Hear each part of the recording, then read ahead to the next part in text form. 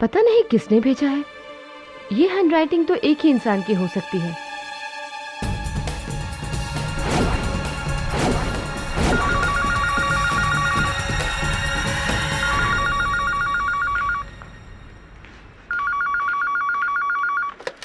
Hello, listen, मुझे धमकी देकर कुछ नहीं होगा, कुछ नहीं हो सकता, समझे? मेरा इरादा बिल्कुल पक्का है। और एक बात तो कान खोलकर सुन लो, पापा के बाद मुंशी जी ही सब कुछ है मेरे लिए। तुम लोग को तो मैं देख लूंगी, एक एक को जहन्नुम भेजूंगी, समझे?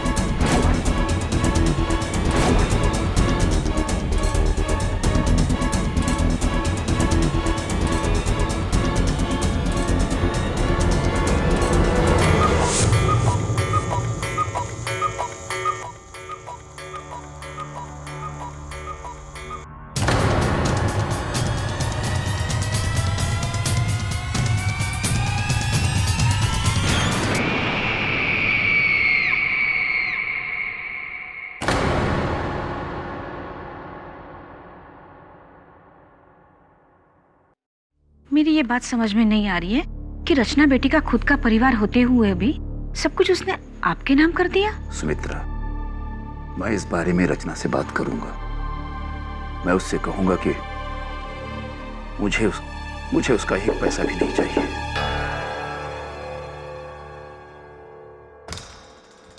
जी कहिए। श्यामचंद श्रीवास्तव हैं? हाँ। उन्हें रचना बसिन के कत्ल के जुर्म में गिरफ्तार किया जाता है। दे रहा हूँ।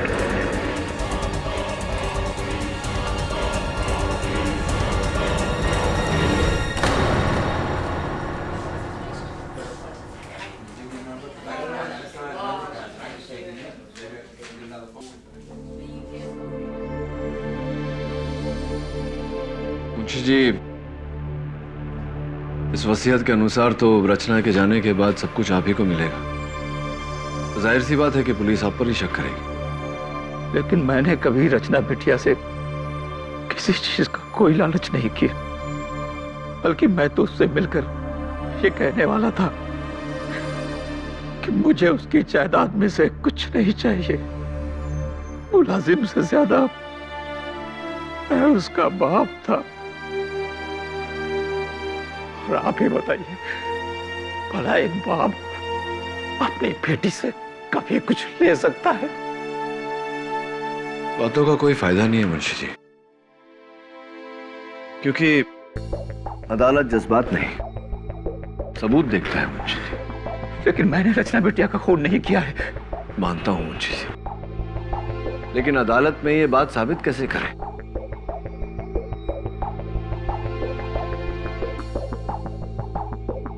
एक बात बताइए, बसीन परिवार में और कौन कौन है? 5 लोग और हैं, लेकिन रचना बिटिया की उनसे कभी नहीं बनी। वो उसका सौतेला परिवार है। अच्छा,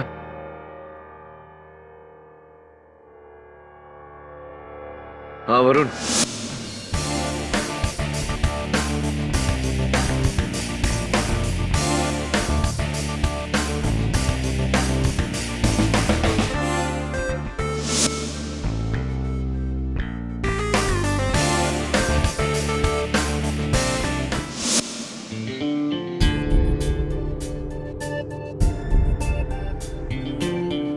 हेलो। आप शायद केबल टीवी कंपनी की तरफ से आए? अब जी हाँ, वो क्या है ना, पूरे एरिया में नई केबलिंग चल रही है, इसलिए पुरानी केबल लाइंस बंद हो गई है। मॉम, मेरे रूम का केबल भी काम नहीं कर रहा है, इसलिए तो मैं आया हूँ। वो क्या है ना, नई केबल लाइंस सिर्फ नए अडाप्टर्स के साथ ही चलेगी, और ये नए अडाप्टर्स मुझे टीवी में फिट करने होंगे। तो अगर आपकी इजाजत हो, आपकी इजाजत हो तो मैं शुरू हो जाऊँ? अब पहले मेरे रूम का केबल ठीक करने दीजिए ना, वो मेरा फेवरेट शो आने वाला है। जल्दी करना, समझे? ओके। आपका कमरा कहाँ है?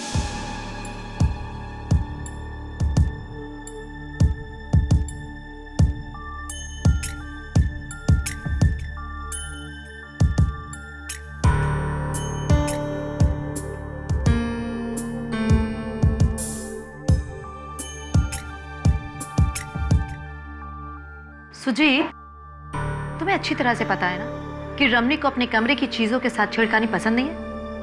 Why don't you just keep it back? हाँ माँ, मैं जानता हूँ कि ये रमनिक मामा का ही कमरा है।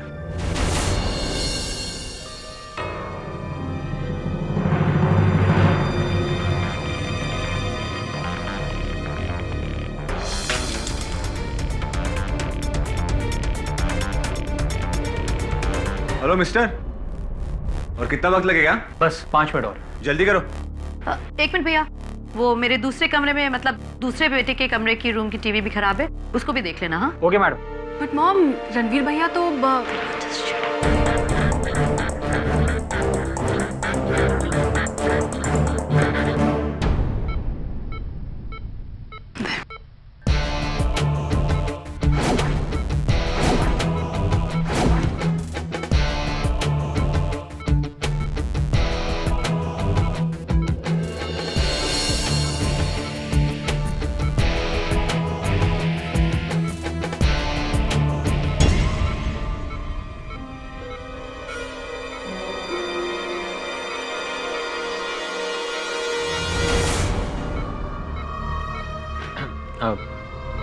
आपके बेटे को क्या हुआ है?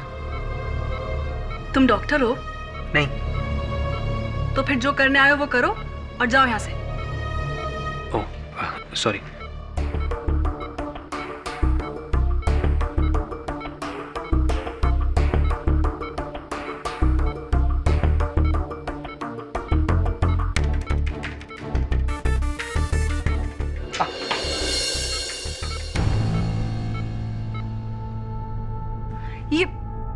ये कैसा अनाड़ी केबल वाला है?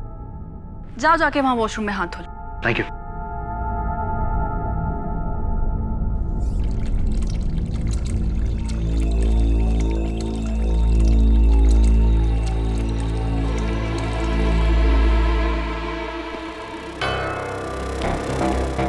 ये लो बैंडेड, और देखना बाथरूम में कहीं खून का दाग ना रह जाए। या थैंक यू।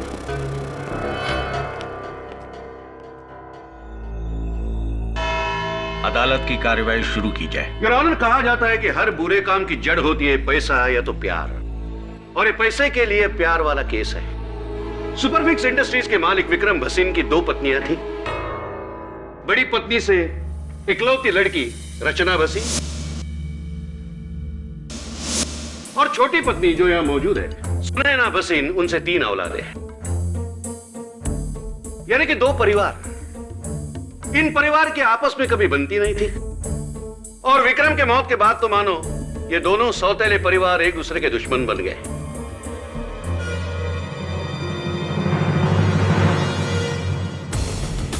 योर ऑनर, मरने से पहले विक्रम भसीन ने अपने 100 करोड़ की जायदाद अपने पहले पत्नी के नाम कर दी थी। उनकी मौत के बाद इस जायदाद की एकलौती वारिस बनी रचना भसीन। अफसोस, उनकी सौतेली मां और परिवार को कुछ नहीं मिला। इन जख्मों पे रचना ने नमक छिड़का जब उसने अपनी ये वसीयत बनाई। इस वसीयत में अपने बाद अपना सब कुछ उसने सुपरफिक्स कंपनी के सबसे पुराने मुलाजिम मुंशी श्यामचंद श्रीवास्तव जी के नाम कर दिया।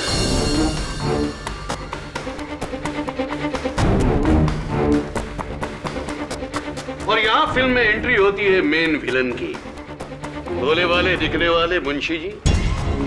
मुंशी जी, आपकी उम्र क्या है? जी 10 साल। और रचना की कितनी थी? लगभग 28 साल के करीब। ओह, मतलब नेचुरल कॉजेस, यानी कि आम सूरतों में आप पहले ऊपर जाते है कि नहीं? सामने लटकी हुई 100 करोड़ की गाजर चखे बिना। दौलत का मजा तो जीते जी लिया जाता है, मरने के बाद नहीं। और आपने सोचा है कि रचना को अगर भरी जवानी में मार दूं तो सारा पैसा मेरा इंस्टेंट।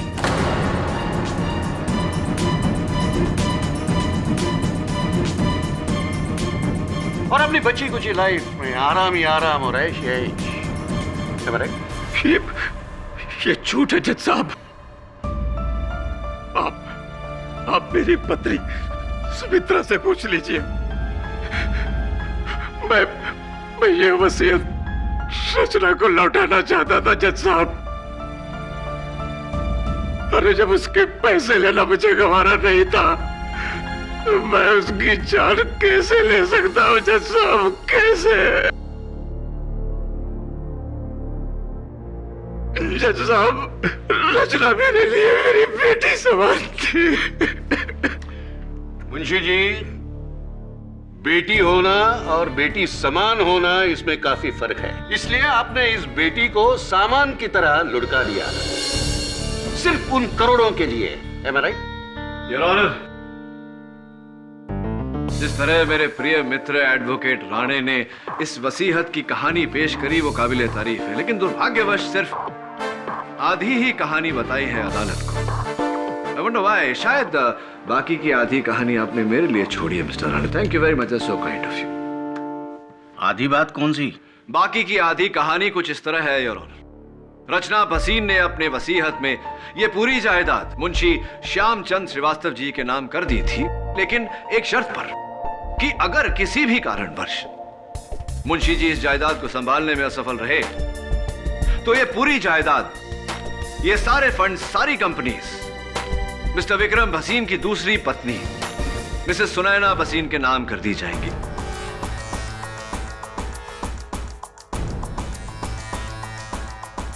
और किसी ने बड़ी शातिरता से, बड़ी होशियारी से रचना भसीन को रास्ते से हटाया और उस कत्ल का इल्जाम मुंशी जी के सर मढ़ दिया। मुंशी जी को उम्र कैद हो जाए और वसीहत के तहत यह सारी जायदाद मिसेस सुनैना भसीन के नाम हो जाए।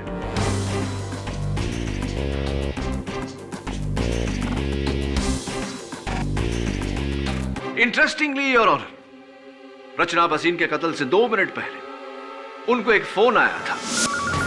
मुझे धमकी देकर कुछ नहीं होगा। सुमित्रा भसीन के परिवार से।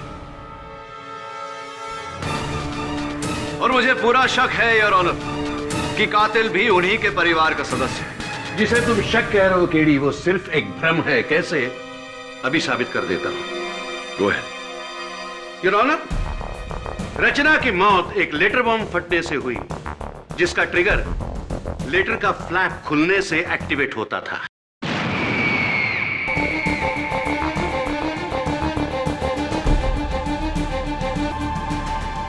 मुंशी जी, भसीन परिवार का नमक आप कितने सालों से खा रहे हैं?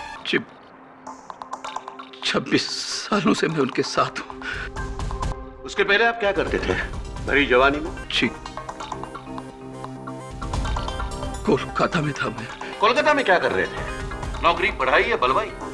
आई ऑब्जेक्ट योर ऑनर। प्रोसिक्यूटर साहब मेरे मुवक्किल पर लांछन लगा रहे हैं। बेवजह नहीं केडी। मुंशी जी जब कोलकाता में थे तब एक उग्रवादी थे और पुलिस से भागकर मुंबई आए थे।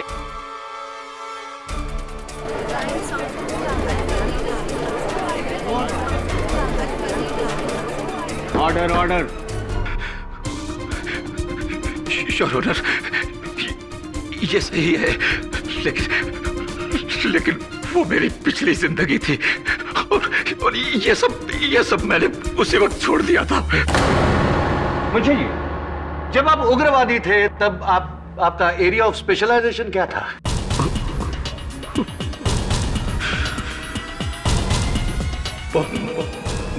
बम बनाना।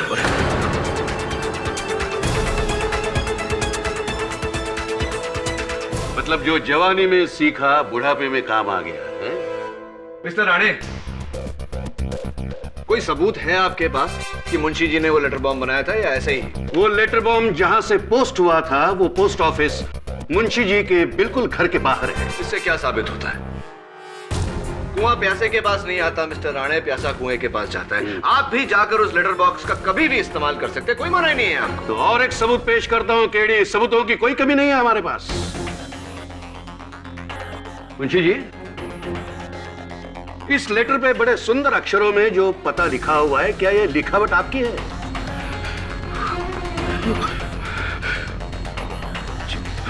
क्या ये लिखावट आपकी है? लेकिन ये मेरा योर लिखा हुआ ऑनर, नहीं है। योर ऑनर, मैं हैंड राइटिंग एक्सपर्ट को बुलाना चाहता हूँ। इजाजत है। योर ऑनर, हमने मुंशी जी का लिखा हुआ एक खत पढ़ा है और इस लेटर बॉम्ब पर लिखे गए पते की जांच की है। दोनों हैंड राइटिंग बराबर मैच करते हैं। ये लिखावट मुंशी जी की ही है।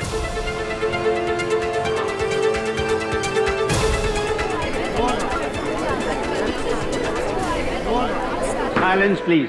नहीं जज साहब, ये लिखावट मेरी नहीं है। जी जी, your witness please. Thank you mister Rane. Mister Maniktala, ये बताइए कि क्या ये मुमकिन नहीं कि किसी ने मुंशी जी की लिखावट की नकल की हो? No, I don't think so. और अगर नकल करने वाला आपकी तरह कोई हैंडराइटिंग एक्सपर्ट हो, क्या तब ये मुमकिन है? तो शायद हो सकता है, लेकिन 2 या 5%। 2 या 5% मेरे लिए काफी है। Thank you very much. Benefit of doubt. Your honour, मेरी अगली गवाह मिसेस सुनैना वसीन की सुपुत्री और रचना वसीन की सौतेली बहन मिस टीना वसीन, जो खुद एक हैंडराइटिंग एक्सपर्ट है। मिस टीना वसीन, ये बताइए कि हमने सुना है कि आपने हैंडराइटिंग और कैलीग्राफी का कोर्स किया है, क्या ये सही है? जी, मुझे बचपन से ही लिखने का बहुत शौक था। राइट। ये भी हमने सुना था कि बचपन से आप शौकिया लिखती हैं। कभी कभी अपने भाइयों के रिपोर्ट कार्ड्स पर अपने पेरेंट्स की जाली हस्ताक्षर किया करती थी। कभी कभी अपने पिताजी की लिखावट में मुंशी जी से पैसे मंगवा लेती थी आप। ये भी सही है?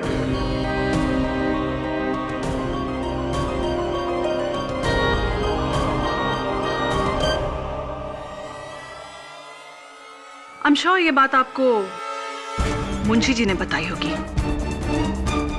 एनीवे, इस लिफाफे पर जो नकल है वो मेरी नहीं है। उस लेटर पर जो नकल है वो मेरी नहीं है, इससे क्या मतलब है आपको? आपको कैसे पता कि वो लेटर पर जो लिखावट है वो नकल ही है? How do you know that?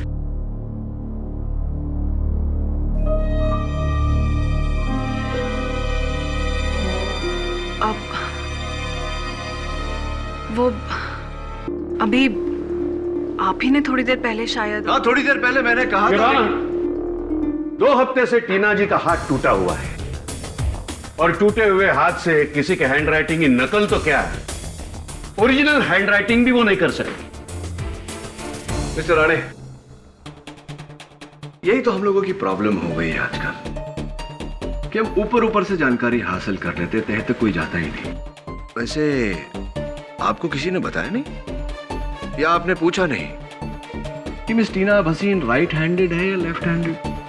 चलिए मैं बता देता हूं your honour, Tina Vaseen left handed है, यानी कि लिखने के लिए ये अपने बाएं हाथ का इस्तेमाल करती हैं, दाएं का नहीं। Now if you don't mind mister Rane, thank you. रुकावट के लिए खेद है। तो आप मेडिसिन पढ़ रही हैं। दरअसल आपके प्रोफेसर ने बताया कि आप लेफ्ट हैंडेड हैं। तो क्या आप मेडिकल कॉलेज में लेटर बॉम्ब बनाना भी सिखाते हैं आजकल? जी नहीं।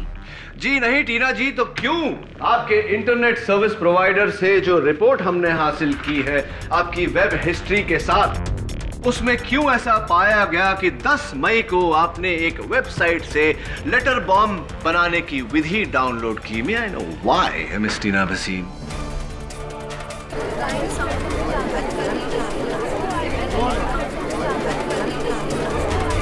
ऑर्डर। अब ये मैंने डाउनलोड नहीं किया। आपके कंप्यूटर से क्या डेट बताया आपने? 10 मई, 10 मई। 10th मई को योर ऑनर टीना जी अपने मेडिकल कॉलेज स्टूडेंट्स के साथ सातारा में बारखेड़ी गांव गई थी मेडिकल कैंप के लिए, और बारखेड़ी में दूर दूर तक इंटरनेट नहीं आता है। Thanks for the information. 10 मई को आप बारखेड़ी गांव गई थी। जी, and I hope that answers your question. Yeah but miss Tina, आपका कंप्यूटर तो बारखेड़ी गांव नहीं गया था, आपका कंप्यूटर तो घर पर ही था। आप पासवर्ड नहीं लगाती आपके कंप्यूटर में क्योंकि आपकी गैर मौजूदगी में किसी ने आपके कंप्यूटर का इस्तेमाल किया और लेटर बॉम्ब बनाने की विधि डाउनलोड की।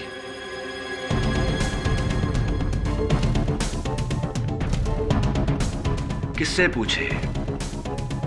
आपके भाई साहब से पूछे, सुजीत भाई साहब से। तो सुजीत भसीन, अदालत को बताइए कि आप क्या करते हैं, व्यवसाय क्या है आपका? जी मैं अपने रमनिक मामा के साथ उनके फैक्ट्री में काम करता हूँ। आप अपने रमनिक मामा के साथ उनके फैक्ट्री में काम करते हैं। अदालत को यह भी बता दीजिए कि क्या बनाते हैं आप उनकी फैक्ट्री में? जी इंडस्ट्रियल ग्लू, गोंद जो मशीनों में काम आती है वो। इंडस्ट्रियल ग्लू योर ऑनर, गोंद जो मशीनों में इस्तेमाल होता है। मिस्टर वसीन, क्या ये वही ग्लू है, वही गोंद है? जी सर। ये वही गोंद है योर ऑनर, इंडस्ट्रियल ग्लू, और इसके ट्रेसेस इस लेटर बॉम्ब पर भी पाए गए। फॉरेंसिक्स की रिपोर्ट आपके टेबल पर है। लेकिन ये यहाँ कैसे आया? यही तो हम भी सोच रहे हैं मिस्टर वसीम कि ये कहां से आया। Sticky situation. कहीं ऐसा तो नहीं मिस्टर वसीम कि आप ही हैं वो जिसने इंटरनेट से पहले लेटर बॉम्ब बनाने की विधि डाउनलोड की, फिर लेटर बॉम्ब बनाया और फिर रचना को पोस्ट किया? मिस्टर पाठक, लेटर बॉम्ब रिसीव हुआ था 11 तारीख को, मतलब पोस्ट में डाला होगा 9 या 10 को। तो लेकिन 9, 10 और 11 सुजीत अपने दोस्त की शादी के लिए बंगलोर गया हुआ था योर ऑनर। शादी के ये फोटोग्राफ्स और लेटर बॉम्ब 9 और 10 को अगर पोस्ट में डाला है मुंबई के गिरगाम पोस्ट ऑफिस में, तो इसने नहीं डाला होगा क्योंकि ये 9, 10 और 11। I get the point mister Rane, ये बेंगलोर में थे। Correct. I get the point. जाहिर सी बात है योर ऑनर कि ये लेटर इन्होंने पोस्ट नहीं किया, लेकिन मेरा सवाल अब भी यहां खड़ा है कि इनकी फैक्ट्री का ग्लू इस लेटर पर कैसे आया। इनके पास तो जवाब नहीं, लेकिन मुझे पूरा यकीन है कि इनके रमनिक मामा कटघरे में आकर हमको चिपकाएंगे, बताएंगे। सर, एक तो मुझे ये नहीं समझ में आ रहा है कि लिफाफे के ऊपर ग्लू कौन और क्यों लगाएगा, और दूसरी बात, मेरे अलावा लगभग और 50 फैक्ट्रीज हैं जो इस तरह का इंडस्ट्रियल ग्लू बनाती हैं। आप उन्हें क्यों नहीं पकड़ते? पकड़ता उन्हें मैं मिस्टर खन्ना, जरूर पकड़ता अगर जायदाद के वारिस वो होते, लेकिन जायदाद के वारिस तो आपकी बहन है। अरे तो आप मेरी बहन को पकड़िए ना।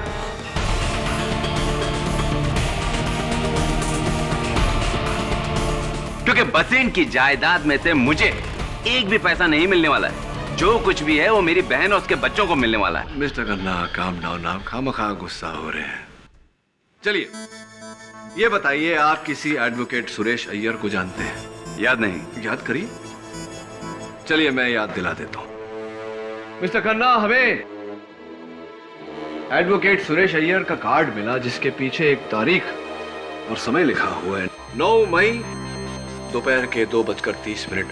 ये लिखावट को पहचानते हैं आप? जी हाँ, याद है मुझे। उस रोज मैंने उस वकील से फोन पे बात की थी क्योंकि मेरा भांजा रणवीर उससे मुलाकात करना चाहता था। क्यों? ये मैं आपको कैसे बता सकता हूँ? ये तो रणवीर आपको बता सकता है। लेकिन पिछले 3 महीनों से रणवीर कोमा में है जज साहब।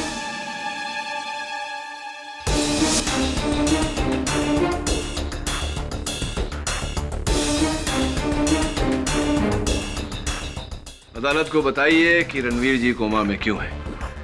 15 मई को किसी बार में उसका कुछ लोगों से झगड़ा हो गया और किसी ने उसके सर पे बोतल दे मारी। बस तब से वो बेचारा कोमा में ही है। तो मिस्टर खन्ना, 1 मिनट केडी, इस केस की गाड़ी तुम कहां घुमा रहे हो? एडवोकेट सुरेश अय्यर का इस केस से क्या लेना? आपकी जानकारी के लिए आपको बता दूं कि एडवोकेट सुरेश अय्यर एक क्रिमिनल लॉयर है।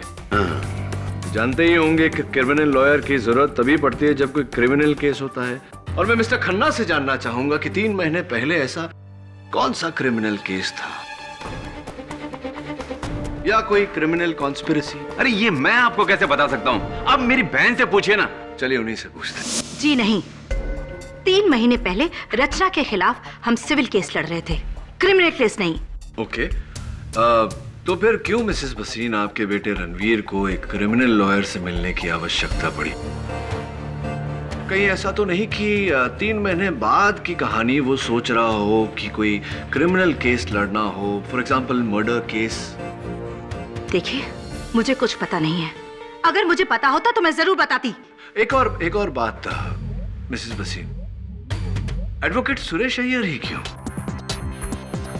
क्योंकि वैसे मेरे सहकर्मी हैं, उनके बारे में मुझे ऐसा नहीं कहना चाहिए, वो भी अदालत में, लेकिन 100 में से 95 केसेस वो हार चुके हैं, और जो 5 जीते थे वो जाने दीजिए, उसकी बात बाद में करेंगे। वो ही क्यों, जबकि आप लोग किसी भी अच्छे लॉयर को हायर कर सकते थे। सुरेश अय्यर ही क्यों? कहीं ऐसा तो नहीं कि रणवीर साहब जानबूझकर कोई क्रिमिनल केस हारना चाहते थे? मैंने कहा ना आपसे कि मुझे कुछ पता नहीं है। क्या साबित करना चाहते हो केडी? साबित करना चाहते हो कि वो लेटर बॉम्ब परिवार में से ही किसी ने भेजा था? जी। देखो, अगर 9 और 10 तारीख को अगर वो लेटर बॉम्ब पोस्ट हुआ है तो उस दौरान सुजीत बंगलोर में था, टीना सातारा में थी और सुनैना अपने भाई रमणीक के साथ शिरडी में। शिरडी में वो साई पैलेस होटल में ठहरी थी, जिसका ये बिल है जैसा। अब शहर में बचा कौन? रणवीर। रणवीर भसीन तो कोमा में था।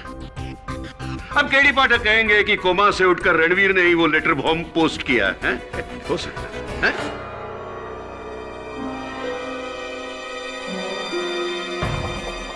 हो सकता है। What Your Honor?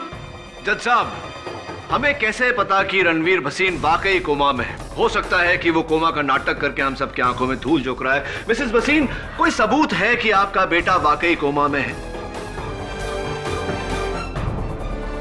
Mrs Sunaina Bhasin, क्या आपके पास आपके बेटी की बीमारी का कोई सबूत है? योर ऑनर, मेरा नाम डॉक्टर शंकर है। पिछले 3 महीनों से मैं मिस्टर रणवीर भसीन का इलाज कर रहा हूं। उनकी सारी मेडिकल रिपोर्ट्स मैंने इस अदालत में पेश की हैं, जिन्हें देखने के बाद यह साबित होता है कि मिस्टर रणवीर पूरी तरह से कोमा में हैं।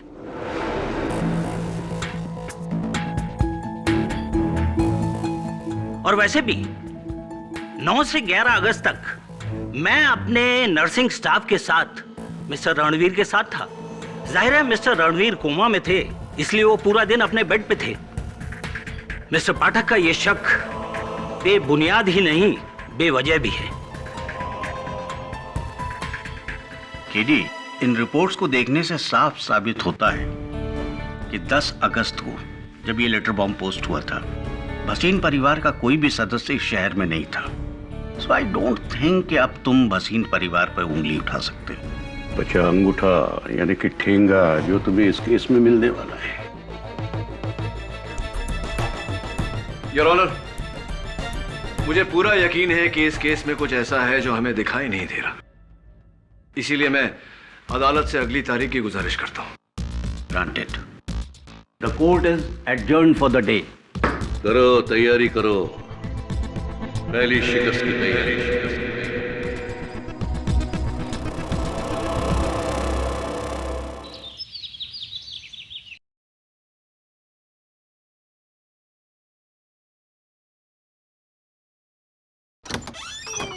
हाय Bunty. Hi, sir. Hi. Take a look at these papers. Sure.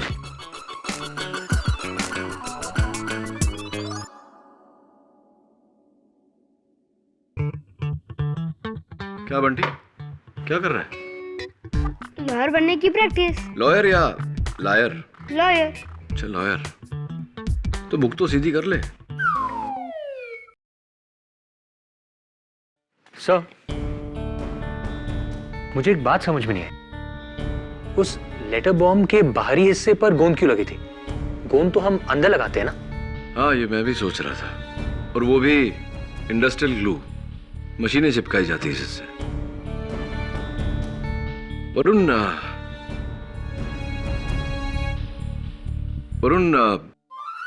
इस केस से जुड़े कई सवाल हैं जिनके जवाब हमारे पास नहीं।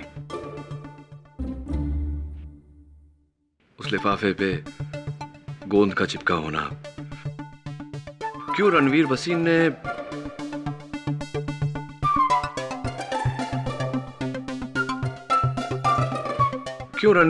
ने एक ऐसा लॉयर किया जो यकीनन केस हारता। वो ना हो भसीन परिवार में से ही किसी ने। अबे रुक रुक। कुछ भी करता है ये बच्चा। What is this? क्लियर। पर इतनी देर तक छत पर कैसे चिपकी थी? सर छत से याद आया, रणवीर के बाथरूम की सीलिंग पर भी अजीब सी तस्वीरें लगी हुई हैं। बाथरूम की सीलिंग पे?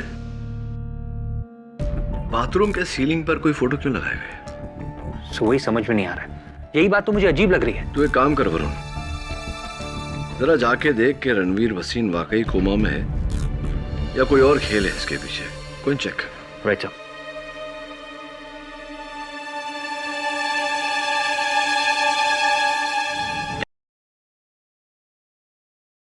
हाय। अब तुम क्या चेक करने आए हो? वो एक्चुअली पहली वाली केबल बहुत पतली थी और ये केबल, ये लेटेस्ट फाइबर केबल है। इसमें आपको सुपर एचडी क्वालिटी मिलेगी। चेक करके देखिए देखिए। अब सॉरी, वो क्या है ना, जंक्शन पॉइंट बाथरूम से लेना पड़ेगा। So can I? थैंक्स। ये तो चल रही है टीवी, क्या जरूरत थी नए वायरिंग की?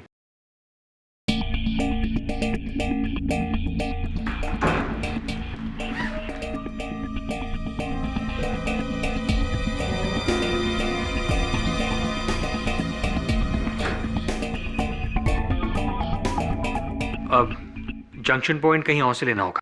Will you just leave? ये केबल लेवल की लाइन हमें नहीं चाहिए, प्लीज।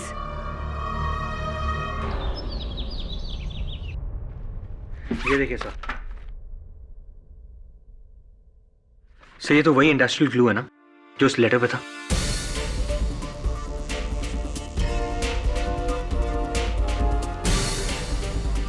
इसका मतलब क्या हो सकता है? आई डोंट नो वरुण, लेकिन कुछ तो मतलब होगा। फोटो फ्रेम इंडस्ट्रियल ग्लू से बाथरूम की सीलिंग पर चिपकाया। मिस्टर केडी पाठक, पिछली बार तुमने अदालत से वक्त लिया था अपना केस और मजबूत करने के लिए कुछ सबूतों को इकट्ठा करने में।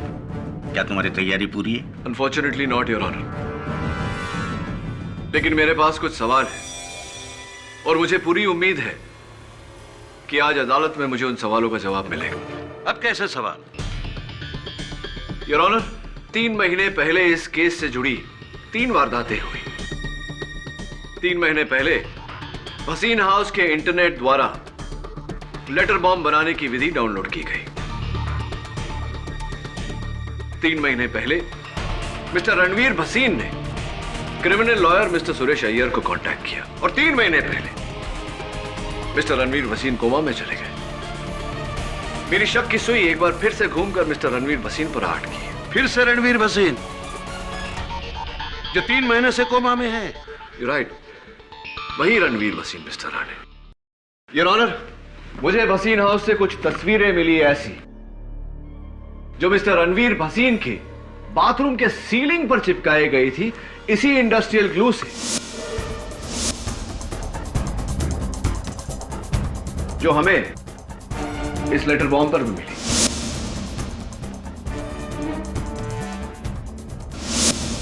जरा सोचिए योर ऑनर, क्यों कोई अपनी बाथरूम की सीलिंग पर ऐसी तस्वीरें चिपकाएगा? मैं चाहता हूं कि उनकी माताजी मिस सुनैना भसीन आकर मुझे इस सवाल का जवाब दे। इजाजत। मिसेस भसीन, अक्सर फोटो फ्रेम्स दीवारों पर टांगे जाते हैं। अदालत आपसे जानना चाहती है कि क्यों आपके बेटे रणवीर भसीन ने वही फोटो फ्रेम्स अपने बाथरूम की सीलिंग पर लगाए थे। अजीब बात नहीं है? ये हैरत की बात आपके लिए होगी वकील साहब, लेकिन मेरे लिए नहीं। मेरा बेटा हमेशा से ही ऐसा है, जैसे अपने पैर में अलग अलग रंग के जूते पहनना,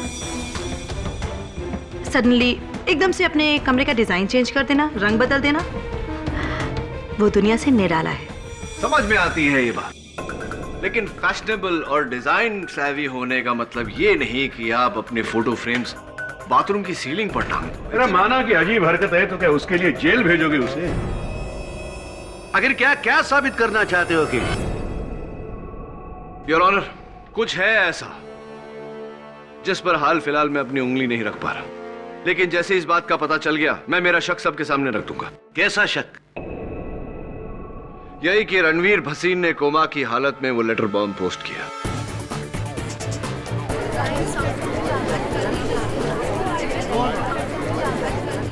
यही कि रणवीर भसीन ने कोमा की हालत में वो लेटर बॉम्ब पोस्ट किया।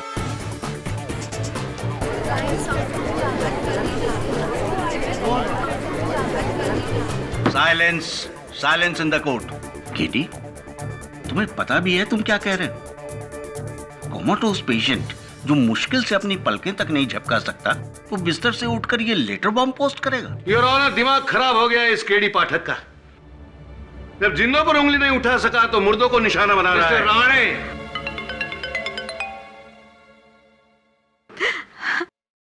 मेरा बेटा ठीक हो गया जज साहब। मेरे बेटे को होश आ गया, वो कोमा से बाहर आ गया। हाँ जज साहब, मेरा बेटा ठीक हो गया।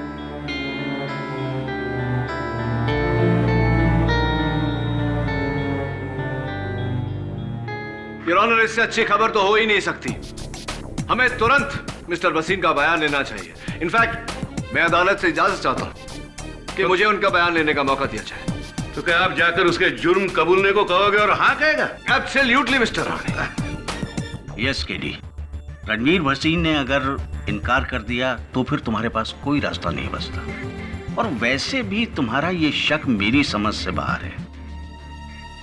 जब ये लेटर्स पोस्ट हुए थे उस वक्त रणवीर भसीन कोमा में था। तुम कैसे साबित करोगे कि वो खूनी है?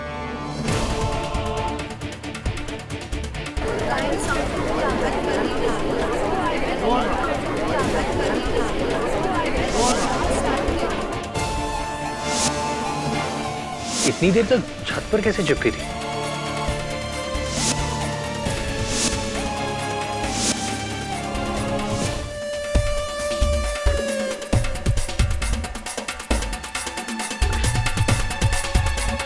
योर ऑनर, मैं अदालत में वेइंग स्केल मंगवाने की इजाजत चाहता हूं। Weighing scale? लो, अभी नहीं, इंसाफ का तराजू चाहिए। लाकर दे दो इन्हें। Permission granted. Your honour, Bhasin house के इंटरनेट द्वारा डाउनलोड की गई लेटर बॉम्ब बनाने की विधि के अनुसार मैंने ये पैकेट बनाया है। चिंता मत करिए योर ऑनर, फटेगा नहीं।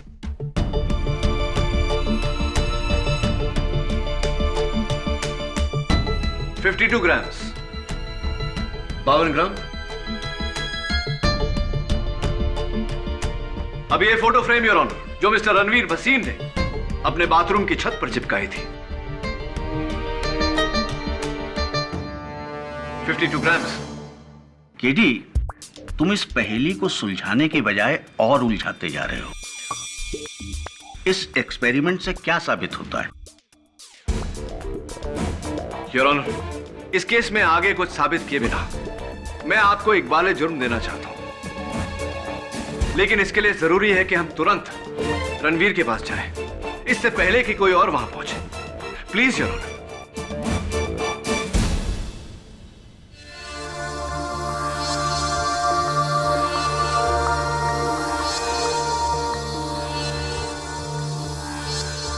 डॉक्टर, मैं कितनी देर से बेहोश था? 3 महीने से। 3 महीने? पर मेरी फैमिली? वो बेटा क्या है कि तुम्हारी स्टेप सिस्टर रचना। क्या हुआ रचना को? अरे कुछ नहीं हुआ रचना को। रचना को क्या हो सकता है? रचना एकदम भली चंगी है। लंदन गई है, नया ऑर्डर मिला ना उसको, उसके सिलसिले में। आप सोच रहे होंगे कि मैं कौन हूं। मैं रचना का पड़ोसी, उसके बाजू में रहता हूं। वो क्या हुआ ना कि डाकिया आया था, रचना थी नहीं। रचना लंदन में थी, मैंने बोला ना लंदन गई है, तो लंदन में थी तो डाकिया मेरे पास उसका ये लेटर छोड़ के गया।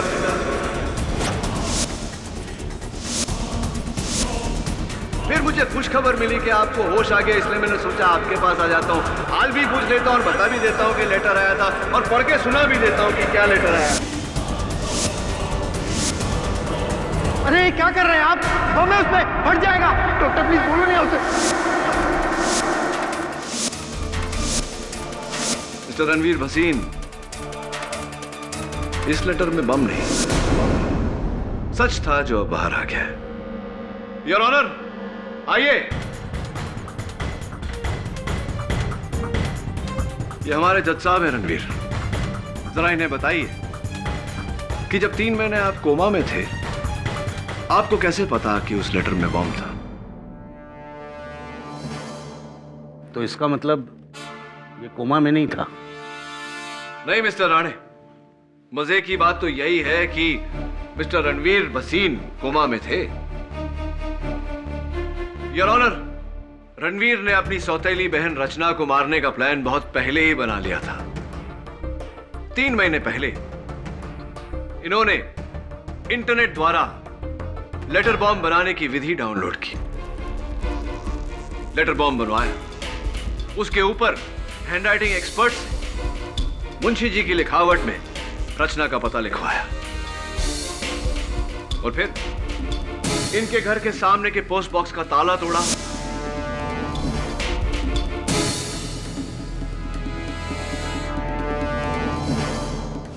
इंडस्ट्रियल ग्लू से उस लेटर बॉम्ब को पोस्ट बॉक्स के अंदर ऊपरी हिस्से में चिपका दिया।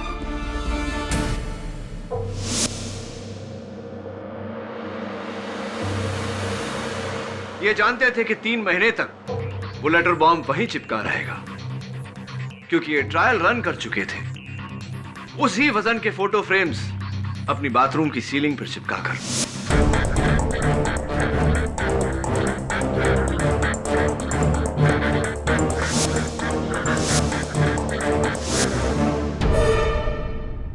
और 3 महीने बाद योर ऑनर, उस लेटर बॉम्ब पर लगे इंडस्ट्रियल ग्लू का असर जब खत्म हुआ, वो लेटर पोस्ट बॉक्स के अंदर गिरा और पोस्टमैन ने उसे रचना के घर डिलीवर कर दिया। एक मिनट केडी, तुम्हारा मतलब है रणवीर ने वो लेटर बॉम्ब अगस्त में नहीं, मई महीने में पोस्ट बॉक्स में डाला? जी। और खुद को 3 महीने कोमा में भेज दिया ताकि इल्जाम उन पर ना है, है? हाँ केडी, इल्जाम से बचने के लिए कोमा में जाने का खतरा कौन मोल लेगा? योर ऑनर, हुआ ये था कि इनका कोमा में जाना, मैं चाहता हूं कि ये खुद अपनी जुबानी अपनी कहानी अदालत को सुनाए। सुनाइए। मेरा इरादा कोमा में जाने का नहीं था। मैं तो सिर्फ 3 महीने के लिए जेल जाना चाहता था, ताकि जब ये लेटर बॉम्ब रचना को मिले तो कोई मुझ पर इल्जाम ना लगा सके। इसीलिए उस दिन बार में मैंने झगड़ा भी किया और एक ऐसे कमजोर वकील को अपॉइंट किया जो किसी भी हाल में मुझे जेल से निकालने में नाकामयाब रहता। आपके मित्र एडवोकेट सुरेश अय्यर की बात कर रहे हैं। लेकिन उस दिन बार में किसी ने मेरे ही सर पर बोतल दे मारी और मैं कोमा में चला गया। राइट। और फिर जाने अनजाने में आपका यह प्लान और भी तगड़ा हो गया, और भी मजबूत हो गया। राइट। इस मुंशी को मैंने रचना के खून में फंसाया है ताकि वो सारी जायदाद, हमारा हक मेरी मां को मिल सके, हमें मिल सके।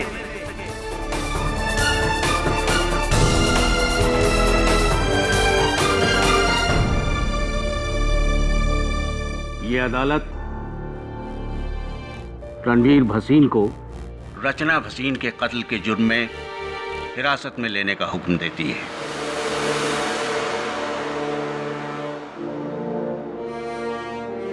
और मुंशी श्यामचंद श्रीवास्तव को इस इल्जाम से बाइज्जत बरी करती है। The case is closed. अरे मिस्टर राणे, एक बात तो आपसे कहना भूल ही गया। वो हाल ही में महाराष्ट्र टूरिज्म ने मुझे एक ब्रोशर भेजा था। कोल्हापुर के पास में एक बहुत सुंदर सी जगह है। मैं तो कहता हूँ मिस्टर राणे के बदले की भावना छोड़िए और रिटायर होने की सोचिए। Thanks for the advice. Not sure. पक्का ना? Very sure. Okay. Munshi ji, बहुत बहुत बधाई हो। बेटे, तुम्हारा बहुत बहुत शुक्रिया। कैसी बातें कर रहे हैं? नीचे करिए। हाँ बेटा, तुम जैसी औलाद हर माँ बाप को मिले। तुम्हारे पिता को तो बहुत गर्व होगा। जहां तक मुझे याद है उन्हें सिर्फ खुद पर गर्व है। कई वर्ष हो गए हम संपर्क में नहीं। लेकिन बेटा, कब तक? क्या पता, जब तक वक्त और हालात एक बार फिर से हमें आमने सामने नहीं खड़ा करता। हो सकता है इसी अदालत में। Who knows?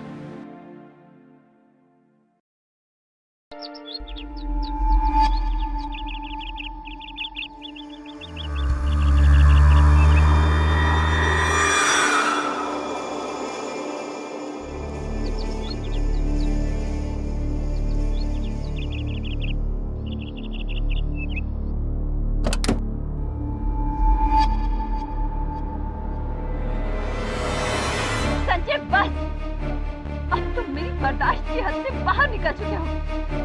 मैं तुम्हारी अय्याशियों से तंग आ चुकी हूँ। संजय!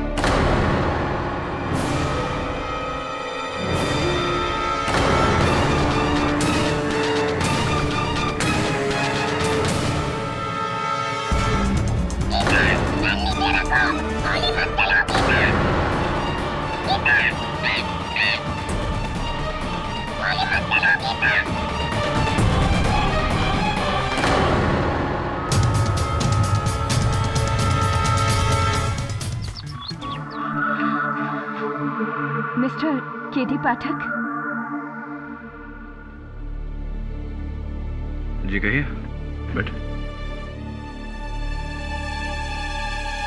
मैं मिसेस उषा मधोक, ये मेरी बेटी गीता। बहुत जल्द इस पर अपने सौतेले पिता के कत्ल का इल्जाम लगने वाला है।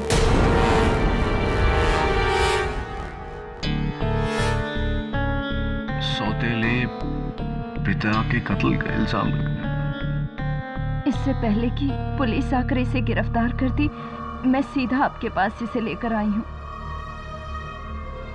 दरअसल आज सुबह मेरे पति संजय मधोक की लाश हमारे लोनावाला फार्म हाउस में मिली और उनकी लाश के पास उनका पालतू तोता चैको भी मिला।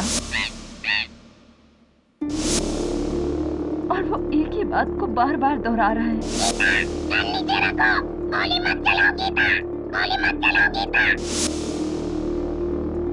केडी सर, मैंने मिस्टर मधोक को नहीं मारा है। एक मिनट।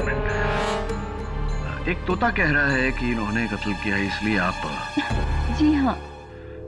देखिए मिसेस मधोक, तोते की गवाही अदालत नहीं मानती। अगर आपकी बेटी बेगुनाह है तो मैं बचा लूंगा।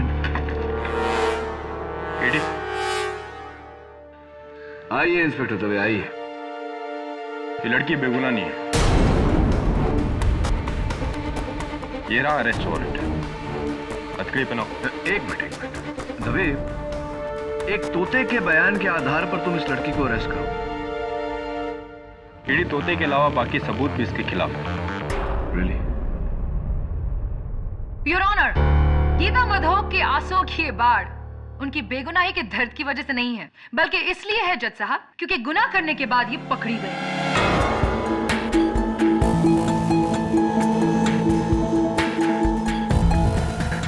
संजय मधोक एक बिजनेस टाइकून थे जिन्होंने 2 तलाकों के बाद की अपनी तीसरी शादी मिस उषा मिश्रा से, जो कि वहां बैठी हैं।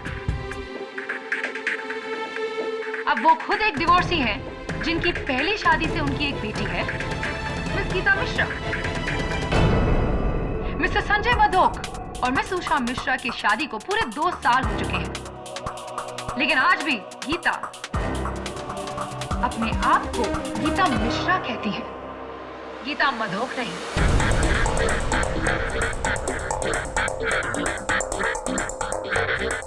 मिस्टर संजय मधोक सौतेले थे, लेकिन थे तो आपके पिता।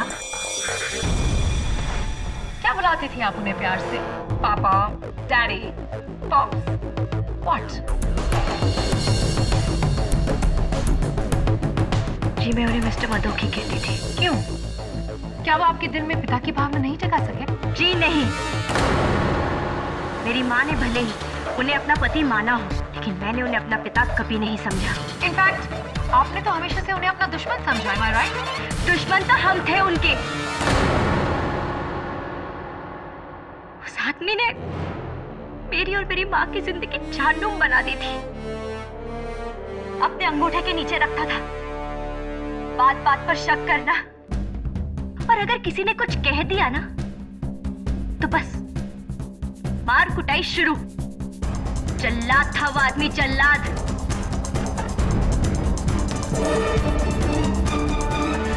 बाप होने का कौन सा फर्ज निभाया उसने? क्या ये सच है कि एक हफ्ते पहले आपके बर्थडे पार्टी के दिन आप दोनों के बीच बड़ा सा तमाशा हुआ था? तू मैं हुई थी, जहाँ के आपके पिता ने मिस्टर मधोक ने आपको चोर कहा था। चोर? मिस्टर मधोक को ये लगता था कि सबकी नजर उनके पैसों पर है।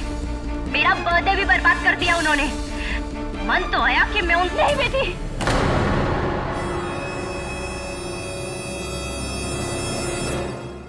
नहीं मिसेस मधोक, इस तालुक से सुलगते ज्वालामुखी को आप कब तक शांत रख सकती हैं? एक ना एक दिन तो इसे फटना ही था, और जिस दिन वो फटा उस दिन निकली एक गोली जो सीधा मिस्टर मधोक के सीने को चीर कर बुझाने चली मिस गीता के इंतकाम के प्यास को। क्या बात है मिस केसवानी, क्या बात है, मजा आ गया। आपकी बातों को सुनकर ऐसा लगा कि आप किसी रहस्यमय फिल्म की पटकथा लिख रही हैं। आई एम सीरियस केडी, इस लड़की ने मिस्टर मधोक का कत्ल किया है। लोनावला में उनके फार्म हाउस जाकर उन पर गोली चलाई है। Cold blooded murder. या राइट, तो इस कोल्ड ब्लडेड मर्डर का कोई सबूत है आपके पास? कोई गवाह? I mean, उस तोते के अलावा? हाँ? इस केस में एक तोता भी है मिस केसवानी? जी योर ऑनर, तोता भी है।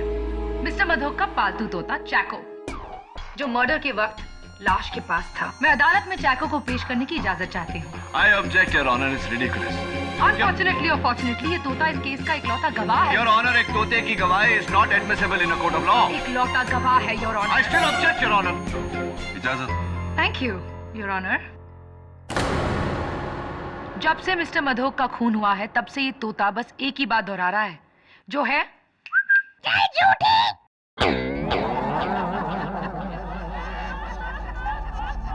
Order order. चैक, बोलो, गीता ने क्या किया? गीता, गोली मत चलाओ गीता।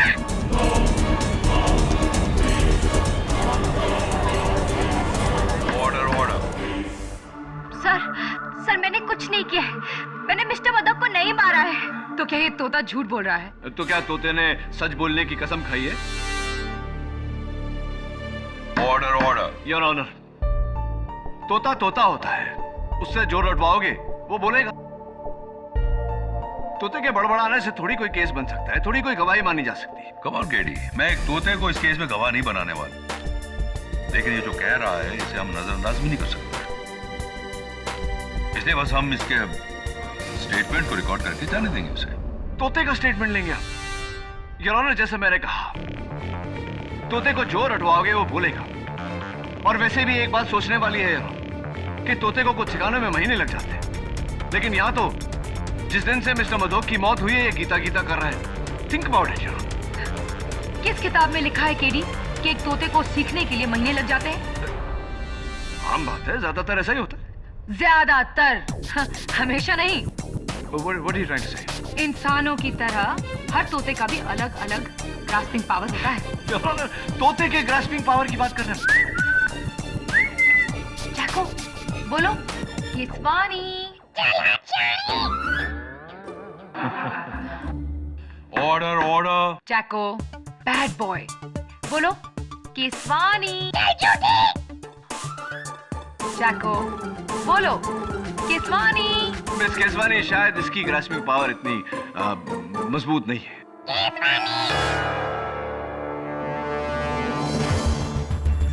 महीने कह रहे थे ना तुम? कितना वक्त लगा केडी? 40 seconds. Still a तोता, योर ऑनर। योर ऑनर, अगर ये तोता न भी होता, तब भी गीता मिश्रा इस कटघरे में खड़ी होती, क्योंकि जिस बंदूक से संजय मधोक का कत्ल हुआ, वो बंदूक पुलिस को संजय मधोक के फार्म हाउस के बाहर एक कचरे के डब्बे में मिली, जिस पर फोरेंसिक्स के अनुसार गीता मिश्रा की उंगलियों के निशान हैं। गीता, क्या कहना चाहेंगे आप? सर, मैं आपको बताती हूँ कि इस गन पर मेरी उंगलियों के निशान कैसे आए।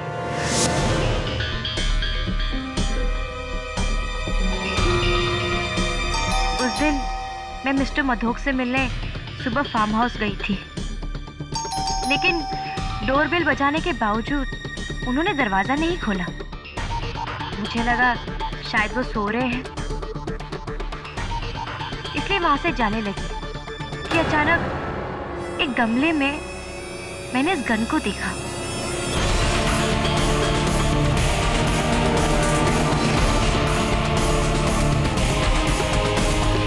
मुझे लगा कि शायद ये मिस्टर मधोक की गन है।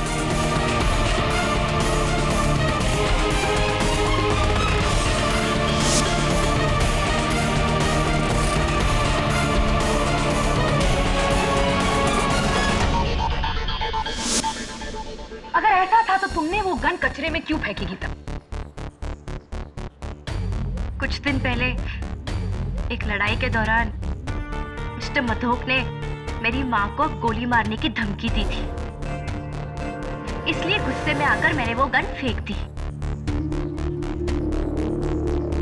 पर मुझे नहीं पता था कि इसी गन से उनकी हत्या हुई है।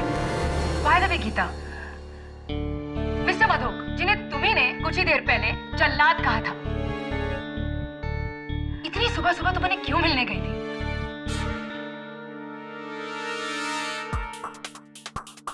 वो मिस्टर मधोक को ऐसा लग रहा था कि मैंने उनकी कंपनी से पैसों की फेरबदल की है और वो पुलिस को बुलाने वाले थे। उनकी इसी गलतफहमी को दूर करने में वहां पर गई थी। कितने पैसों की फेरबदल की था? वो कुछ 8 करोड़ की।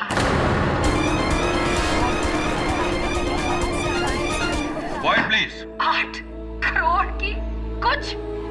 तुम उसे मामूली फेरबदल कह रही हो गीता? ये तो बहुत बड़ा गबन है, स्कैम है, तो फ्रॉड। इसीलिए मारा तुमने मिस्टर मधोक को। मैंने किसी का खून नहीं किया है और ना ही मैंने वो पैसे लिए हैं। लिए हो या ना लिए हो, अब उससे क्या फर्क पड़ता है?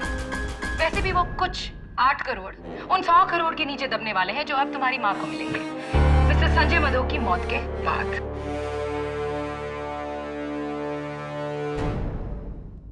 डिफेंस।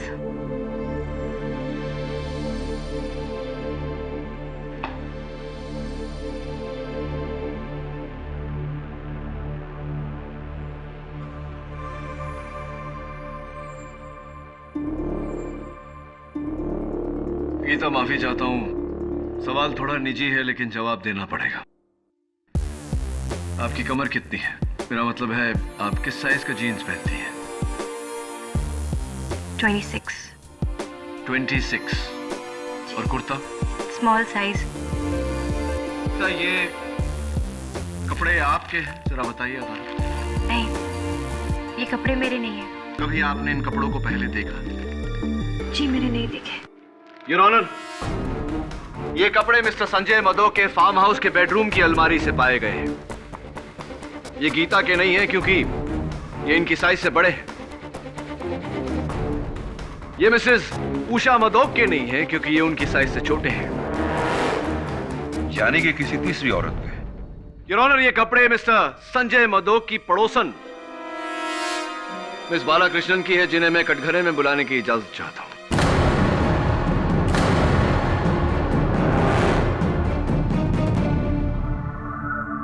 हाँ, तो मिस बालाकृष्णन, सुना है कि आप राइटर हैं, लेखिका हैं। क्या लिखती हैं आप? जी, मैं नोवेल लिखती हूँ। अच्छा।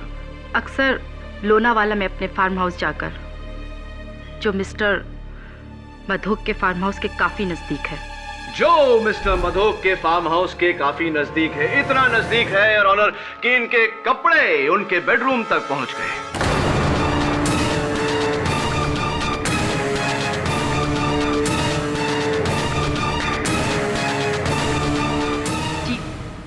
ये कपड़े मेरे नहीं हैं।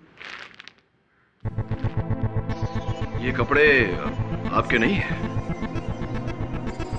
ताज्जुब की बात है मिस बालाकृष्णन, क्योंकि आपके कपड़ों पर जो लॉन्ड्री का टैग लगा हुआ है, SM लॉन्ड्री, इनके मालिक का ये कहना है कि ये कपड़े मेरे हैं।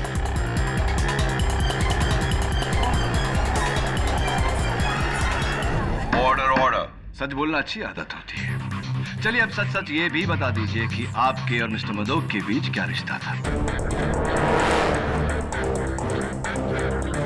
संजय और मैं गहरे दोस्त थे? जी नहीं। गहरे दुश्मन थे? जी जी, गहरे दुश्मन इसलिए मिस बालाकृष्ण क्योंकि ये गन जिस per your honour Gita Mishra की उंगलियों के निशान है, ये गन आपके नाम पे रजिस्टर्ड है। ये गन आपकी है। क्या ये सही है या जी? और क्या ये भी सही है या नहीं कि आपका पूरा नाम मिस गीता बालाकृष्णन है?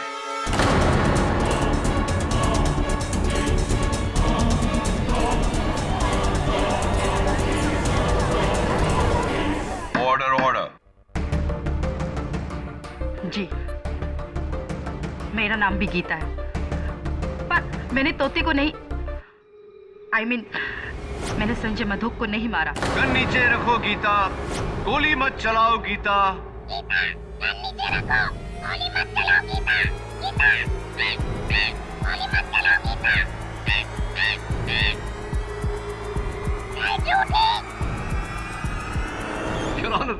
तोता भी मेरी बात से सहमत। एक बात जानना चाहूंगा आपसे मिस बालाकृष्णन, मिस गीता बालाकृष्णन, क्या आपके कपड़े और आपकी पिस्तौल संजय मधोक जी के घर पर पहुंची कैसे और क्यों?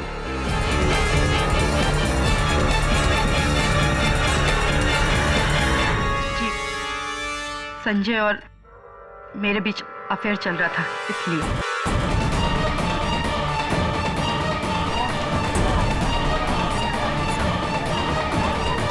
Order order. अक्सर हम अपना वीकेंड उस फार्म हाउस पे गुजारा करते थे। एक ऐसे ही वीकेंड पर उसने मुझसे गन ली थी।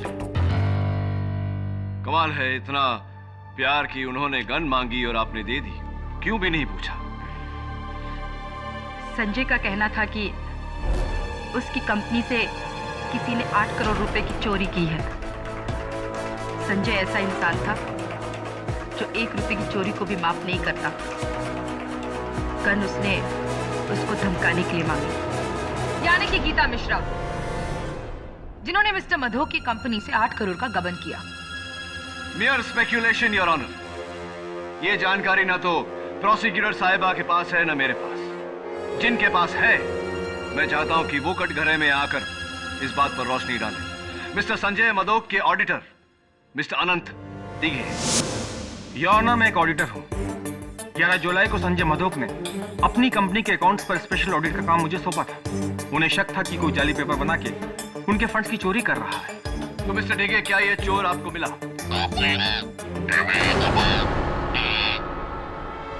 सॉरी, मैं पूछ रहा था कि क्या ये चोर आपको मिला?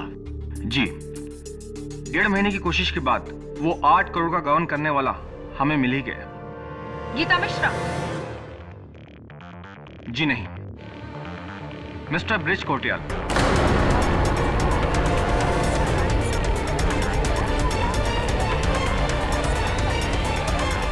Order order. Mister Sanjay Madhok की कंपनी के जनरल मैनेजर। तो मिस्टर डिगे, क्या आपने मिस्टर मधोक को इत्तला की इस बारे में? जी, इस बारे में मैंने उन्हें उनके कत्ल की रात फैक्स भेजा था, लेकिन फैक्स पढ़ने से पहले ही शायद उनकी मौत हो गई थी। इसका मतलब योर ऑनर कि मिस्टर संजय मधोक का गीता मिश्रा पर शक करना गलत था। थैंक यू मिस्टर डिगे, आप जा सकते हैं। मैं बुलाना चाहूंगा मिस्टर संजय मधोक के general manager mister bridge Kotriyal को।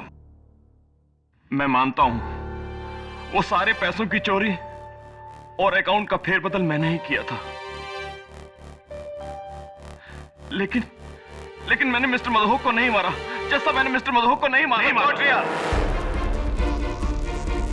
मैं अदालत को बताना चाहता हूं कि वारदात की रात 10 बजे मिस्टर मधोक के फोन रिकॉर्ड्स के अनुसार आखिरी फोन उन्होंने आपको किया था, वो भी मिस्टर डिगे के उनको फैक्स भेजने के 5 मिनट बाद। आप कहना क्या चाहते हैं वकील साहब? मैं ये कहना चाहता हूँ मिस्टर कोटरिया कि मिस्टर डिगे ने मिस्टर मधोक को फैक्स भेजा, जिसे पढ़कर मिस्टर मधोक ने आपको फोन किया। आपको लगा कि आपका केस खत्म हो गया और आपके गबन की बात आम हो जाए उससे पहले आप। नहीं वकील साहब, उन्होंने किसी दूसरी वजह से फोन किया था। अरे वो तो मंडे का मीटिंग कैंसिल करवाना चाहते थे और उस फैक्स के बारे में उन्होंने कोई जिक्र नहीं किया, क्योंकि उन्होंने वो फैक्स पढ़ा ही नहीं था। और एक बात, मिस्टर कोटरियल का पहला नाम ब्रिज है, गीता नहीं। मिस्टर कोटरियल सच कह रहे हैं या झूठ, वो अभी पता चल जाएगा। क्योंकि योर ऑनर, उस रात 10 बजे मिस्टर मधोक अपने फार्म हाउस में अकेले नहीं थे।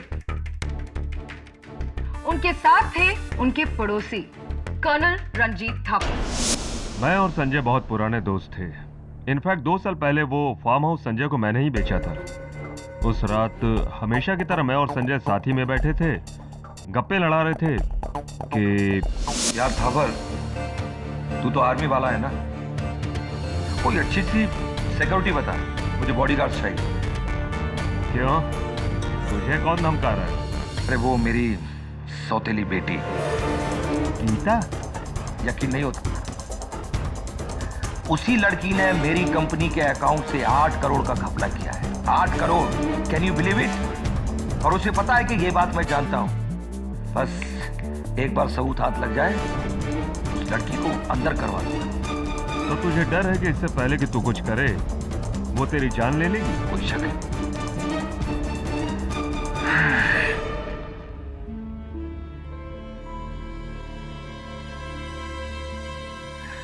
हेलो कोटरियाल, वो मेरी मंडे वाली मीटिंग कैंसिल कर दो। ओके। तो मिस्टर मधोक को तब भी ये गलतफहमी थी कि गीता मिश्रा ने ही गबन किया है। जी मुझे लगता नहीं कि संजय ने फैक्स देखा हो।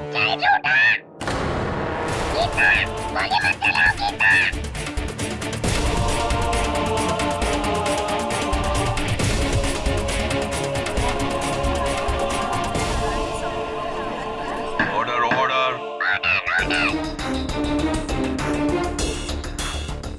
योर ऑनर, बंदूक पर उंगलियों के निशान, गवाहों के बयान और तोते का बार बार गीता गीता कहना, ये सब यही साबित करता है कि गीता मिश्रा ने ही कत्ल किया है। मरने वाले को खुद ये डर था कि गीता उसकी जान लेगी। इससे बड़ा सबूत और क्या हो सकता है जज साहब?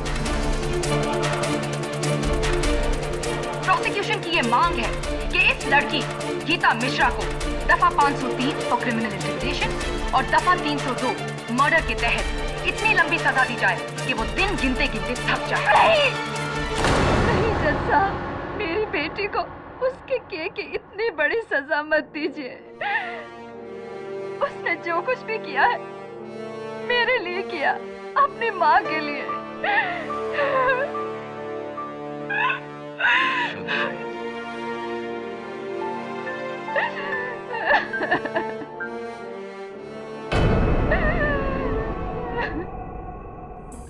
मिसेस मधोक, क्या आपको सचमुच ऐसा लगता है कि गीता ने वो कत्ल किया है? नहीं, लेकिन जिस तरह से हालात थे मुझे लगा शायद मेरी बेटी ने। देखिए मिसेस मधोक, आपने अदालत में जो किया, भरी अदालत में जज के सामने, कुल मिला के आपने केस प्रोसिक्यूशन को जितवा दिया, अपनी बेटी को सजा सुना दी आपने। आई एम सॉरी, लेकिन मैं डर गई थी। इस तरह की भाषा कौन कौन सिखाता है इसे? पता नहीं, मैंने तो इसे कभी अपने पास नहीं रखा है, लेकिन ये गीता से काफी घुला मिला हुआ है।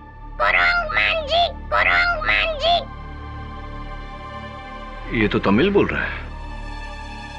तमिल में बंदर को कुरंग कहते हैं और मुंजी मतलब फेस, यानी कि बंदर जैसा मुंह।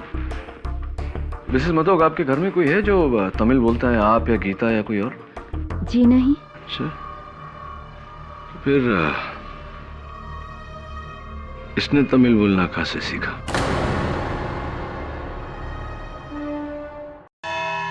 गीता, माफी चाहता हूँ, सवाल थोड़ा अजीब सा है, थोड़ा टेढ़ा है।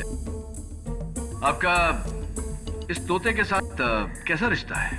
जी, चैको ज्यादातर मेरे साथ ही रहता था और मैंने उसे कई वर्ड्स भी सिखाए थे, जैसे कि गुड मॉर्निंग, हेलो।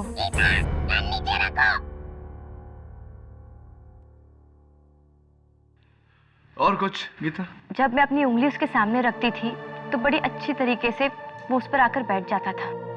यानी कि आप और चैको के बीच इतनी दोस्ती थी कि वो आकर आपकी उंगली पर बैठ जाता था। योर ऑनर, मैं चाहता हूं कि इन्हें मौका दिया जाए कि ये वहां जाकर अपनी बात का प्रदर्शन कर सके। इजाजत है।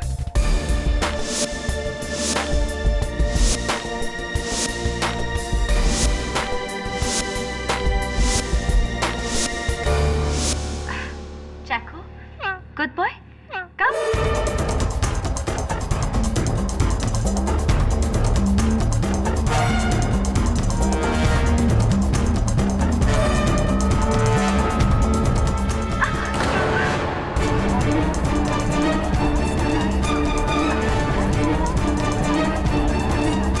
Order order. इसने ऐसा कभी नहीं किया।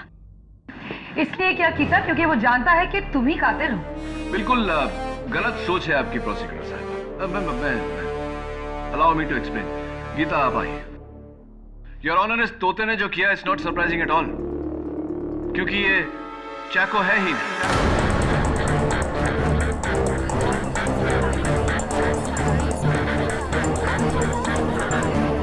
Quiet, please. व्हाट? हाँ, ये चैको है ही नहीं। चैको की तरह दिखने वाला कोई दूसरा तोता है।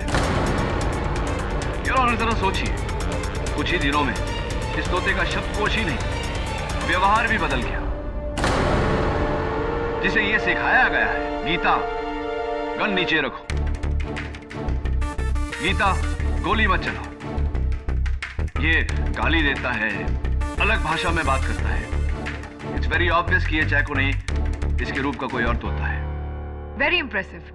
वैसे इस बात का क्या सबूत है तुम्हारे पास, कीरी? योर ऑनर, इस तोते को अलेक्जेंडर तोता कहा जाता है और इस तोते के डीलर्स मुंबई में बहुत कम है।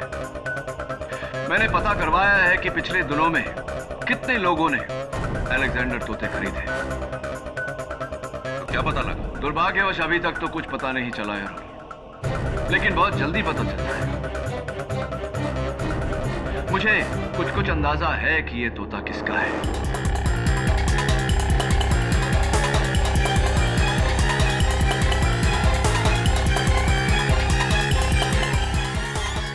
ये तोता मेरा नहीं है, इसे मैंने नहीं खरीदा। गीता जी, ये तोता उस दिन मेरे दफ्तर में तमिल में गालियां दे रहा था और इस केस से जुड़े सारे लोगों में से सिर्फ एक आप ही है जिसको तमिल आती है। अगर ये तोता आपका नहीं है तो इसे तमिल किसने सिखाया होगा? और गीता कृष्णन ने तोते को ये भी सिखा दिया, कान नीचे रखो गीता, गोली मत चलाओ गीता, ताकि आगे चलकर तोता उसे ही अदालत में फंसा सके। कहो केडी, क्या केसवानी की बात का जवाब है तुम्हारे पास? नहीं है, बट इनफैक्ट मैं मिस केसवानी की बात से पूरी तरह सहमत हूं।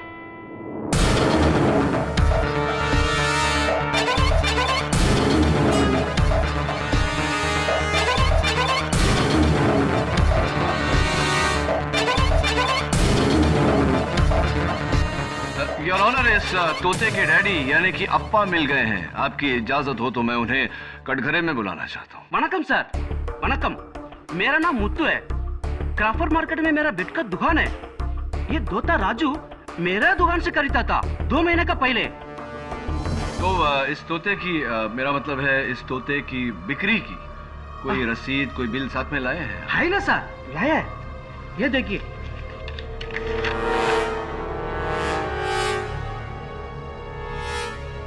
14 जून को आपने ये अलेक्जेंडर पैरेट बेचा मिस्टर ब्रिज कोटरियाल को, योर ऑनर।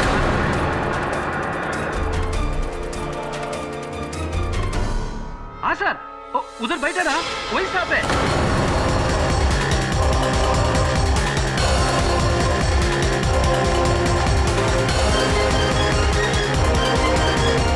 उसने तोता खरीदा। हाँ सर, उसको एक दूसरे रसीदे का एग्जैक्ट कॉपी चाहिए था।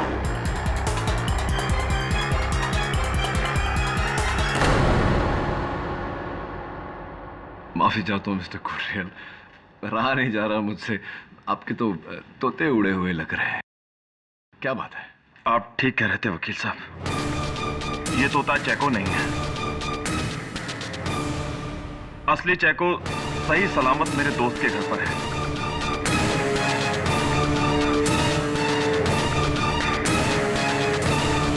ये तोता मैंने मार्केट से खरीदा था और बहुत मुश्किल से इसे मैंने गीता के खिलाफ बोलना सिखाया था।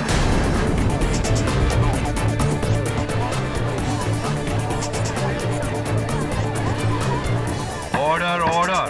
राइट। और ऐसा आपने क्यों किया ये भी अदालत को बता दीजिए।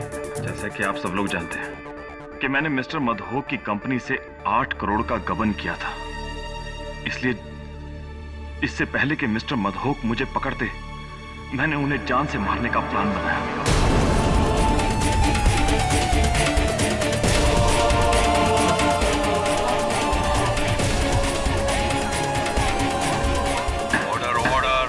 लेकिन मैंने प्लान मारा नहीं। जैसा मैंने प्लान बनाया मारा नहीं। What nonsense, mister Kotriyal. Plan बनाया लेकिन उन्हें मारा नहीं। अब तो साफ साफ साबित हो चुका है कि उनके मरने से सबसे बड़ा फायदा आप ही को था।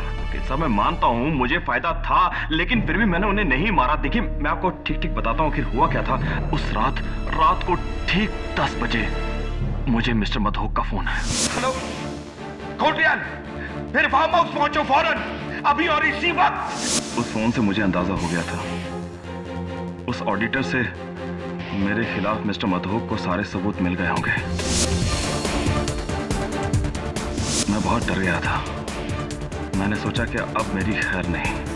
मैंने अपनी रिवॉल्वर उठाई और मैंने उस तोते को साथ लिया और मैं मिस्टर मधोक के फार्म हाउस पर पहुंच गया। और जब मैं वहां पर पहुंचा तो मैंने देखा कि फार्म हाउस का दरवाजा खुला हुआ है। Mister Madhok, mister Madhok. और अंदर सोफे पर मिस्टर मधोक की लाश। मैंने करीब से देखा तो पता चला कि उन्हें किसी ने गोली से मारा था।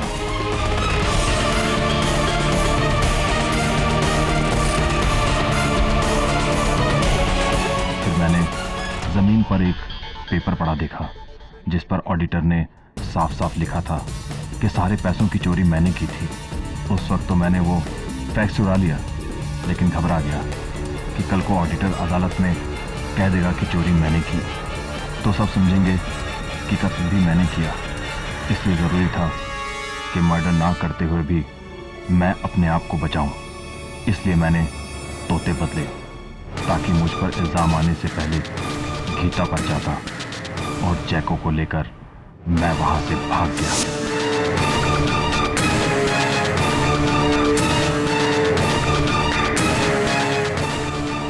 माय गॉड, इतना बड़ा धोखा और अब तक हम इस बेचारी मासूम लड़की को दोषी ठहरा रहे थे, जबकि सारी साजिश तुमने ही की थी। मैं मानता हूँ सब कुछ मैंने किया, लेकिन मैंने खून नहीं किया। Shut up! तुम ही ने मारा है मिस्टर मधोक को, और अब जब पकड़े गए हो तो बात बदल रहे हो। तुम एक बार हमें धोखा दे सकते हो, बार बार नहीं। योर ऑनर, इस आदमी को दफा 406, दफा 302 और दफा 503। एक मिनट, ये क्या कर रही हैं? क्या हुआ केडी? मैं तो तुम्हारी मदद कर रही हूँ, तुम्हारे मुवक्किल को बचाकर इस केस में इंसाफ कर रही हूँ। लेकिन एक बेगुनाह को बचाकर दूसरे बेगुनाह को सजा देना, ये कहाँ का इंसाफ है? कैसा इंसाफ है? ये क्या कह रहे हो तुम केडी?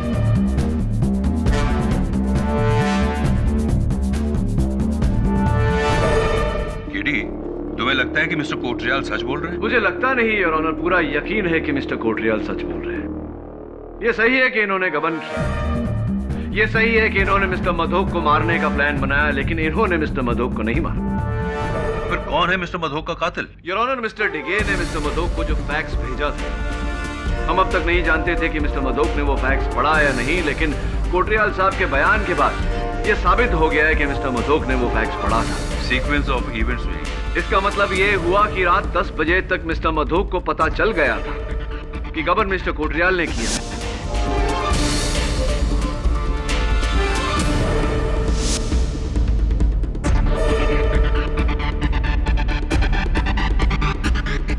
करें।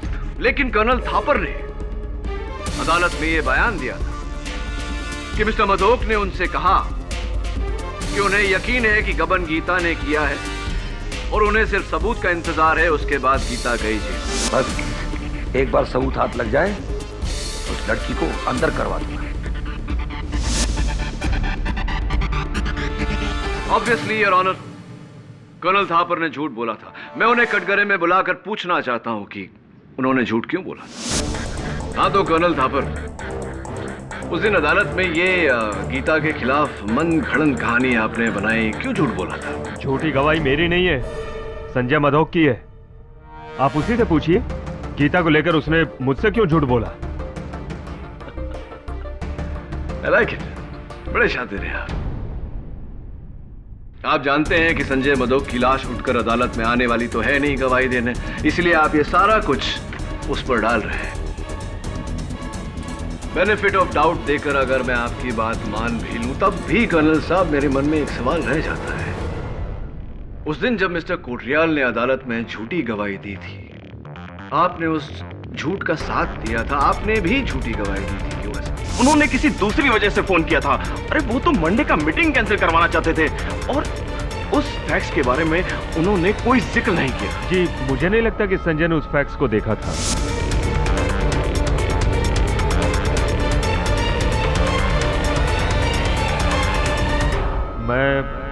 मैं भी गीता को फंसाना चाहता था।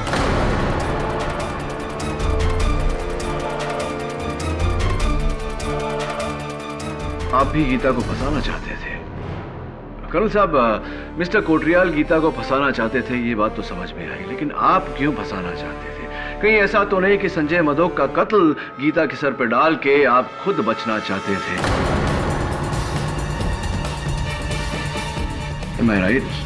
Or am I right? I think I'm right. आप एक एक्स आर्मी ऑफिसर हैं। ऐसा करके आप हमारे संविधान के खिलाफ जा रहे हैं, विरुद्ध जा रहे हैं। वैसे भी आपकी ये खामोशी आपके काम नहीं आने वाली। अदालत में खामोशी के दो ही कारण होते हैं, या तो आपको छिपा रहे हैं या संजय मधोक का कत्ल आपने किया है।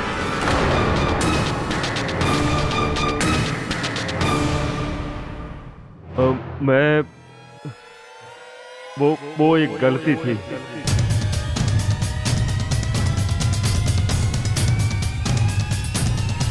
वो एक गलती थी। कर्नल साहब, गलती का समाधान गलती मान लेने से होता है, सच को छिपाकर नहीं। अदालत को बताइए कि सच क्या है।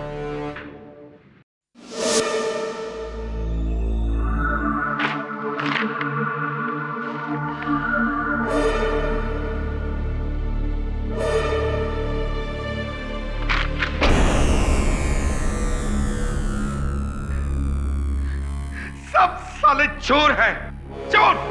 जहां देखो वही साले पीठ में खंजर भोंकने वाले चोर। हेलो कोटरियाल, मेरे फार्म हाउस पहुंचो फौरन, अभी और इसी वक्त। क्या बात है संजय, इतने गुस्से में क्यों हो? जिससे देखो वही मेरा पैसा छीनना चाहता है। अपनों के नाम पर दुश्मनों से घिरा हूं मैं, दुश्मनों। कलयुग का जमाना है मेरे दोस्त। ये मत भूलो कि तुम भी उसी कलयुग का हिस्सा हो थापर। दोस्ती के नाम पर तुमने भी मुझे धोखा दिया है। मेरे फार्म हाउस के नाम पर मार्केट प्राइस से दोगुनी रेट में बेचा है तुमने मुझे। क्या आप पागल जैसी बातें कर रहे हो? ये फार्म हाउस मैंने तुम्हें मार्केट रेट में बेचा है, बल्कि बेस्ट प्राइस में। बेस्ट प्राइस तुम्हारे लिए होगा, बेस्ट प्राइस मेरे लिए नहीं। दोस्त बनकर तुमने एक फार्म हाउस के नाम पर खंडर बेचा है, खंडर टूटा फूटा। अफसोस था पर कि तुम भी औरों की तरह एक चोर निकले। हाउ डेयर यू संजय, जबान पे लगाम दो, वरना क्या क्या करने का वरना? अरे पैसा तो तूने छीन ही लिया, अब क्या मेरी जान लेगा? क्या करेगा तू वरना? लेकिन नीचे रखो, पैसा नहीं छीनने दूंगा।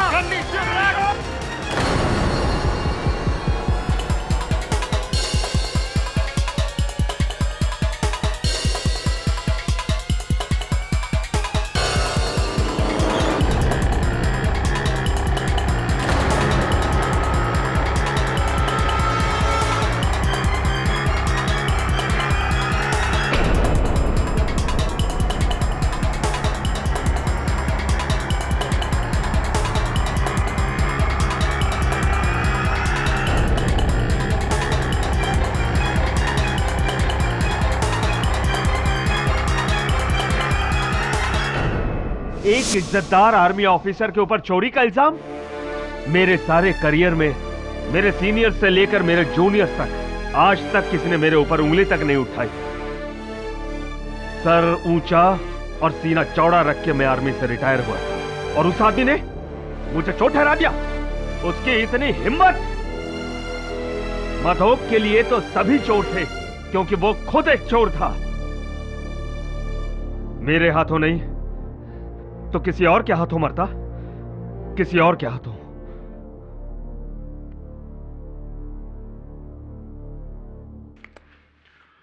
ये अदालत संजय मधो की हत्या के लिए कर्नल थापर को दोषी पाते हुए उन्हें गिरफ्तार करने का हुक्म देती है और मिस्टर ब्रिज को ट्रायल पर धोखाधड़ी, गबन और सबूतों को बदलने के लिए कार्रवाई करने का हुक्म देती है। मिस गीता मिश्रा को इस केस में बेकसूर पाते हुए उन्हें बाइज्जत बरी करती है। The case is closed. Congratulations, Katie. Till Well next time. deserved. बेटी, आजादी बहुत बहुत मुबारक हो। Thank you KD. एक माँ होकर मेरा अपनी बेटी पर से विश्वास उठ गया था, लेकिन तुमने अपना विश्वास नहीं छोड़ा। केडी पाठक का सत्य पे से विश्वास कैसे उठ सकता है?